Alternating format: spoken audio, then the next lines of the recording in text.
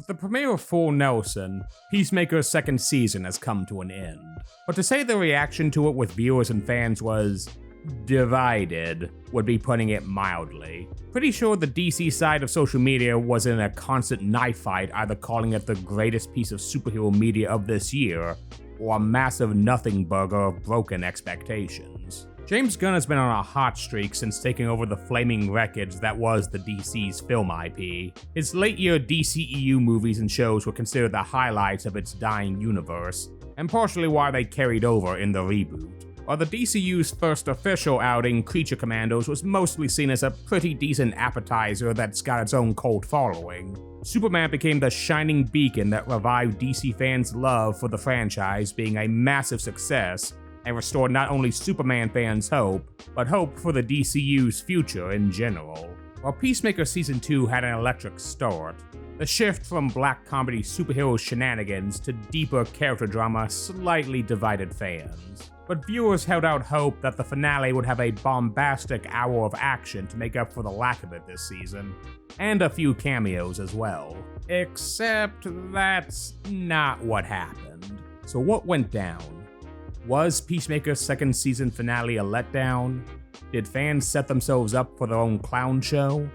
Or did the gun finally jam? Hey team, Phantom Skull, the super security VTuber here, and today we're looking at the Season 2 Peacemaker finale to digest what went down, what people's deal seems to be for those who hated it, and talk about where the DCU seems to be going. So check your sodium levels, because it's about to get salty in here. So this isn't going to be a recap, so gonna assume you've watched the finale, so spoilers ahead, and we'll be jumping around key parts of it.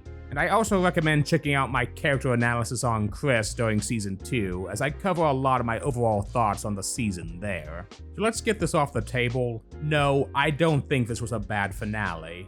And I really do think some bad actors who already hated Gunn's guts before this finale became a wet fart with some segments of viewers are overblowing it on social media, as usual. While Creature Commandos was just okay for me, Gunn f***ing made a Superman movie that not only made me feel again, it made a version of the Big Blue Boy Scout I've wanted on screen for years. Along with turning Mr. Terrific into an overnight sensation, giving us one of the most iconic Lex Luthor performances as well, it also did the impossible and made modern audiences love Superman again. And even if I agree there's things the finale could have handled better, Peacemaker Season 2 has some of the best damn character writing in superhero movies and shows, period.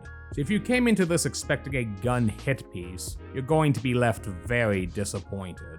But my personal opinions aside, the question remains if the finale was objectively bad or not.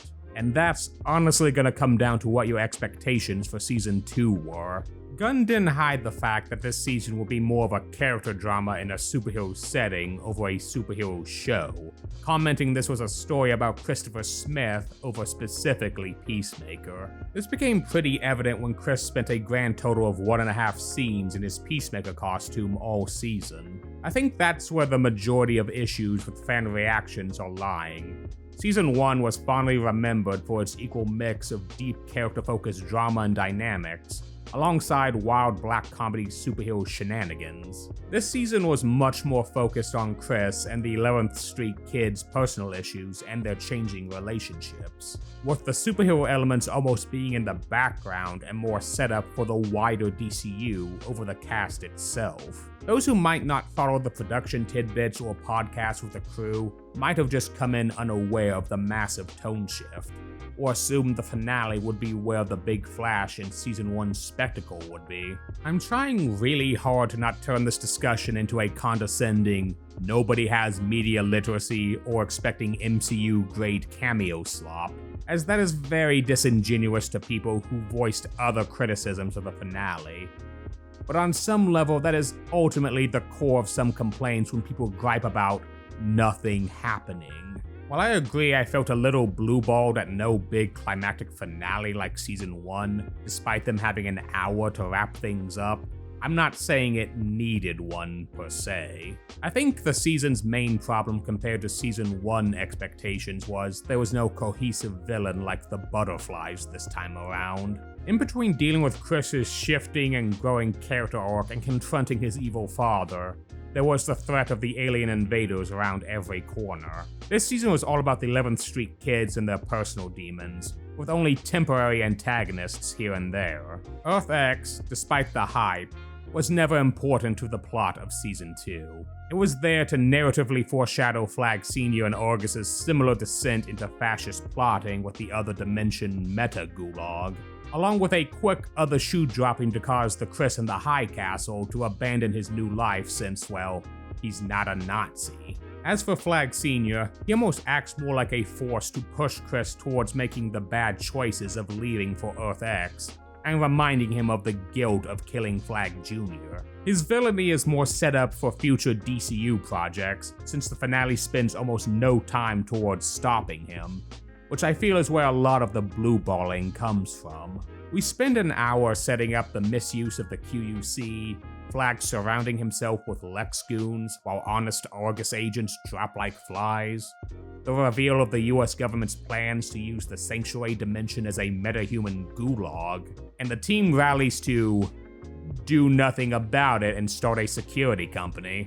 Yeah, this is where a lot of people's issues were in my opinion. After 7 episodes of character drama and little action, they thought the hour-long finale would entail stopping Flag from using the QUC to do evil Earth X shit, and instead say, this is set up for Man of Tomorrow, so you'll need to wait until then. But for me, my issue with the lack of action is the simple fact that, for all intents and purposes, this is the last Peacemaker season. For now. Yes, Gunn has confirmed the cast is far from done in the DCU. They're probably coming back in a Checkmate show, and that Checkmate itself will be a major player in the DCU moving forward. Alongside that, he has said multiple times Peacemaker himself is a key player in the DCU. But for Peacemaker as a show, this was seemingly its swan song. While it fired on all cylinders for its character writing and wrapping up their arcs through Peacemaker, I can't help but agree it could have used a more climactic finale tied to Peacemaker and not left as setup for other DCU projects. From the character arc aspect, the formation of Checkmate is a perfect epilogue to cap off the 11th Street Kids' journey through both seasons. All of them on one level or another struggle with finding their own path, instead of being a cog in a corrupt or evil system. Chris struggled with being a superhero while dealing with his violent past and desperately trying to run from his choices. Adebayo struggled with the pressures of being the mother of evil spy master Amanda Waller, and her rekindled love of spy and security passions clashing with her estranged wife's plans. Harcourt and Economos both had to come to grips with their choices as agents of the government, and wanting to be more than broken, uncaring cogs in a corrupt system after meeting Earth X Augie. Last episode members Flurry, Bordeaux, and Judomaster also shared a similar epiphany, after becoming disgusted with Flag Sr. after finding out he sacrificed dozens of Argus agents' lives just to make a metahuman prison dimension and couldn't be bothered to care about the lives lost for it. Vigilante, was kinda just there for the vibes. Man, this guy really needs his own spin-off to explore this manic weirdo. I might be a little biased, since a superhero operating a private security company is my whole bag. But Checkmate being turned from another shady government spy agency, often ran by Waller in the comics, to a more good-aligned security firm, ran by her more heroic daughter and her merry band of anti-hero misfits, was a welcome change. While it seems they can't do much against Argus currently and their illegal prison dimension for now, clearly being above their fighting weight, they're all striving to do what they can to make their Earth a better place on their own terms. Gunn has said Checkmate will be a major player in the greater DCU, seemingly a good counterpart to the now human supremacist Lex cult compromised Argus. So I'll be honest, the claim that nothing happened is an extremely exaggerated claim. While I am a little taken aback at Flag's sudden character shift, Not that he's a villain, mind you, I did see that coming and got a future video on that in the works. It's more of specifically his callous disregard to the dozens of dead Argus agents he doesn't even acknowledge through the finale, and far more busy partying it up with Lex's tech crew. And real talk, viewers are severely sleeping on the reveal that Happerson, Otis, and the entire Lex support team are now working for Argus. They're a conclave of hyper-intelligent but callous human supremacist bigots who are fanatically loyal to an egomaniacal evil genius. They're scumbags who were imprisoned for helping him frame Earth's greatest hero, complicit in the running of an illegal pocket dimension prison, willingly aiding a hostile nation's plot to commit a mass killing, and almost destroyed Metropolis. And Flag Sr. gave them all commuted sentences and government jobs, and have compromised Argus with their anti-metahuman rhetoric. The US government of the DCU have been infiltrated by crazed supremacist schemers loyal only to a narcissistic psychopath with a god complex. But hey, nothing happened in the finale, right? If I had to fault James Gunn for anything, it was him overestimating how much of the general audiences were willing to accept Peacemaker's shift from superhero black comedy with deep character drama to a more pure character drama with superhero elements. Regardless of how anyone feels, defenders or haters aside, one thing I will not say is that James delivered a bad show. Watching the After Episode podcast and behind the scenes snippets, James put his heart and soul into this show. Watching him get emotional in the final podcast really hit home how much Peacemaker means to him. But then she says the thing to me that I find the most touching. And I'm crying. The thing I find the most touching in the episode is when she looks at him and she says, you're big and you're dumb and you're stupid, but when I'm around you, I know you love me. And you might be the only person in the world that I can say that about. And I'm crying because it's touching and the way she performs it is touching. I'm also crying because that's my dad. And that was the way I felt about him. And that's probably Peacemaker. Goof. You know, this buffoonish, imperfect guy who's just so generous and so full of love. And I knew my dad loved me, and I'm not sure I was able to say that about anybody else in this world until Jen and, you know, recent history. And that to me is the most touching thing probably ever on the show. While I won't write off all criticism of the finale as brainless fools who are mad Booster Gold didn't get a cameo, I'm not gonna mince words about the fact there's a very vocal and unwashed minority that is simply looking for any excuse to shit on James Gunn and the DCU. People whose spite bonus are to the point of causing a very full of shit rumor from a repeatedly untrustworthy source, claiming Gunn was being canned in a Warner Brothers buyout that never happened, to trend on social media. The fact these idiots actually believe that without a hint of sarcasm gave me secondhand embarrassment. What the f*** are you all on right now? Yes, this wasn't the be-all, end-all finale people were hoping for. Honestly, I feel like it works better if you consider like a Keith in the Night the finale, and this an extended epilogue.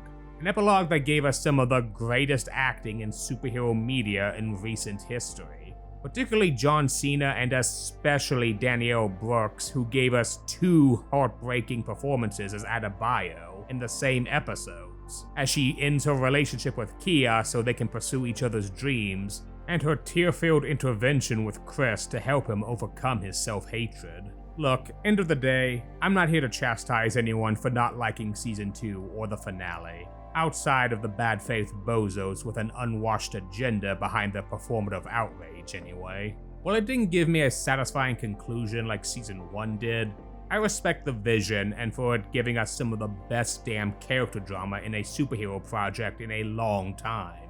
I love these characters. I'm glad to know this isn't the last we've seen of them, and I have more than enough trust in James Gunn's plans to see what's coming next. So no, the gun didn't jam. It may have missed its mark for some, but it hit straight center for what it was going for, and I can't wait for more. But until then, Whaley's got some other non-Gunn DCU projects coming up that may be to more people's tastes. I know we're all excited for the Green Lanterns finally getting another chance, right? Oh no. I am so sorry, Green Lantern fans. Thanks for watching. Hey, thanks for checking out my video. If you enjoyed it, I appreciate a like and a comment. They greatly help with my channel as we continue to grow and find our place on this ever-changing platform. We recently crossed 1,600 subscribers here on YouTube, and I can't thank you all enough. What were your thoughts on Peacemaker's Season 2 finale? Let me know down below. Be sure to subscribe for more Super Security VTuber fun. I'm also doing gaming streams over on the Purple site, and eventually here too, so keep an eye out. More Peacemaker and DCU content are in the works, along with some October-appropriate videos, so I hope to see you all next time. Catch you later.